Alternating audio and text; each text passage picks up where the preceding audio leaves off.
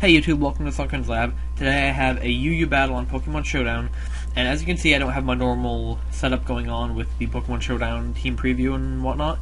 That's because Pokemon Showdown decided to be gay and put my team on the other side, and I'm getting sick of uploading battles with my team on the other side.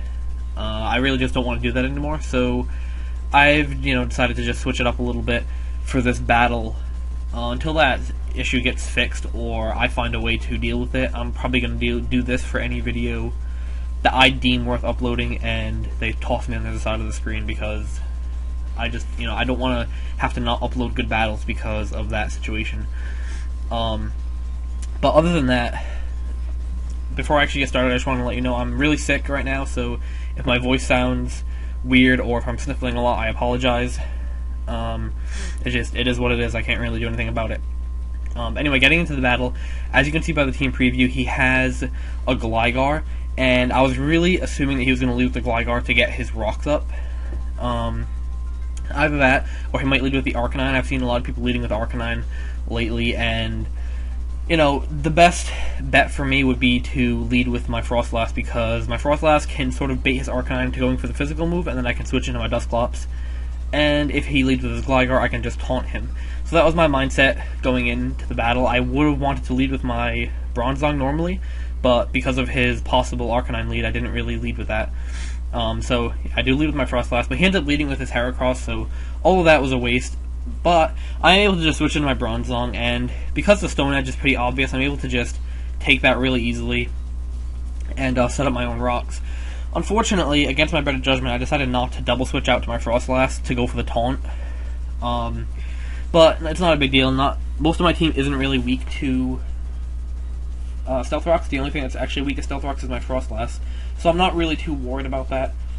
And here I'm basically just trying to set up some spikes, and I'm also really trying to work against this Blastoise as much as possible because I don't want him rapid spinning away my hazards. So, and this team is very I try my best to avoid getting my hazards spun away, as you can see by the fact that I have two ghost types, and they both take care of the respective spinners in the tier relatively well.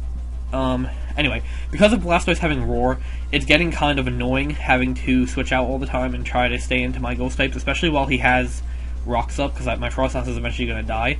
So I am able to just taunt him next time he roars me into my Frostlass, and yeah, I mean, he goes for the Roar, he gets the Curse Body Hacks on the Scald, so it basically allows me to get up 2 layers of spikes, Stealth Rocks, and then have a free substitute for whatever he switches into. So because he switches into his Heracross, I know my substitute isn't going to live anything, so I just figured I'd set up my spikes and just fodder out my Frostlass, because at this point I'm pretty sure that his Blastoise is going to be at low enough health where anything on my team can take it out.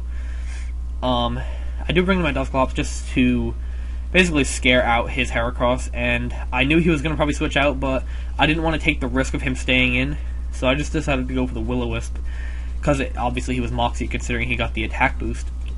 But he ends up going into his Gligar, going for the Toxic, predicting me to switch probably to my Raikou, but I just switched to my Bronzong because it completely walls Gligar, so I really have no reason not to, and I'm able to just set up both of my screens, which is really great because he has that Arcanine and that Zapdos. I know if I have screens that my Bronzong can basically take 1 or 2 hits from either of them. Can't really hit back, but still pretty useful.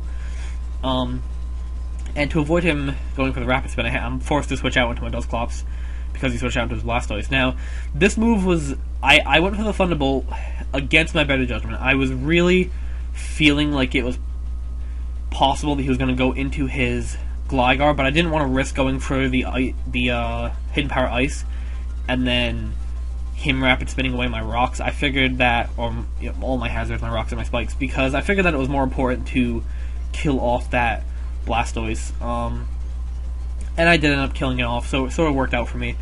And that was the first 15 to 20 turns of this battle. On my end of the field was me working to try to keep my hazards on the field as long as possible. So I guess I sort of succeeded in that sense.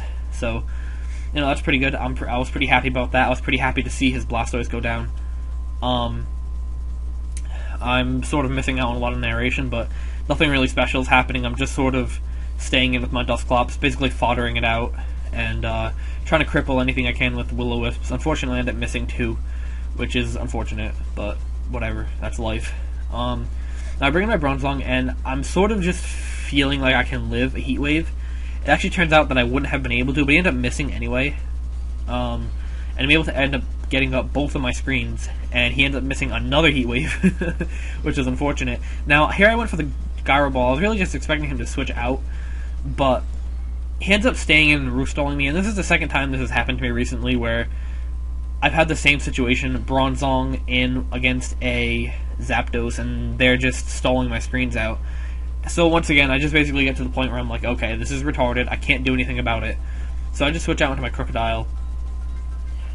Figure I can either scare him out, or completely straight up kill him off. But I'm able to just, he ends up switching out, and he goes into his Gligar. Obviously, Gligar can take anything Crocodile has to throw at him. But I still have my Bronzong left, which is pretty good, because I can pretty much just sit here all day against this Gligar. He can't even damage me in any way. So it gives me a free chance to set up one of my screens. But unfortunately, I get the full paralyze, the full paralyzation? Full para, whatever. Who cares about Grammar? So, you know, throw Grammar to the wind. I get the full para, and he is able to kill me off with a Thunderbolt. Now, because the switch into Gligar was so obvious, I wanted to go for the U-turn, but I was afraid he would stay in, predicting that, so I ended up just going straight for the Stone Edge anyway. It kind of didn't work out for me that well because, well, it didn't really make a difference, actually. But it kind of was a negative impact on me in the short run because he ends up getting a Roost off, and I'm afraid that I'm not going to be able to kill him off with Hidden Power Ice, to be honest with you. And I sort of, like, bluffed wanting to set up, and I knew that I didn't want to set up because he could kill me off with anything, this Heracross specifically, once I set up on him, and then he could end up killing me off with the Earthquake. But because I sort of pretended to set up, I sort of bluffed the fact that I wanted to set up, he's able to, he ends up staying in, going for the EQ to pressure me into attacking, and I'm able to take him out with a Hidden Power Ice on the next turn. And then he brings in his Gligar, his Heracross, excuse me, wow. He brings in his Heracross to try to kill me, and because I'm base 92 speed, he's base 85, I'm assuming we're both Scarfed. Well, I'm Scarfed, I'm assuming he's Scarfed. I'm able to just kill him off with the Stone Edge after the defense drop, and I'm able to just clean up the rest of his team with Stone Edges, and at this point she just forfeits because I'm not sure if it's a he or she. I've been saying he this whole battle, but I'm pretty sure it was a she, judging by the avatar, but whatever. I'm able to just kill off the rest of her team with Stone Edge from Crocodile, so this team basically worked out exactly how it is meant to. You know, I was able to set up all my hazards, keep the hazards on the field, and then just finish up late game with Crocodile with Stone Edge. Usually I prefer to, excuse me, usually I prefer to use Crunch or Earthquake, but in this situation, Stone Edge was the best option for me, so I just cleaned up with Stone Edge, and yeah, that's the game. So I don't want to ramble for too long, so I'm just gonna end this video here. Thank you for watching, and I hope you enjoyed.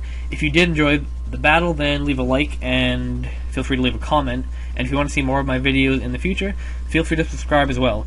Thanks for watching, and I'll see you next time.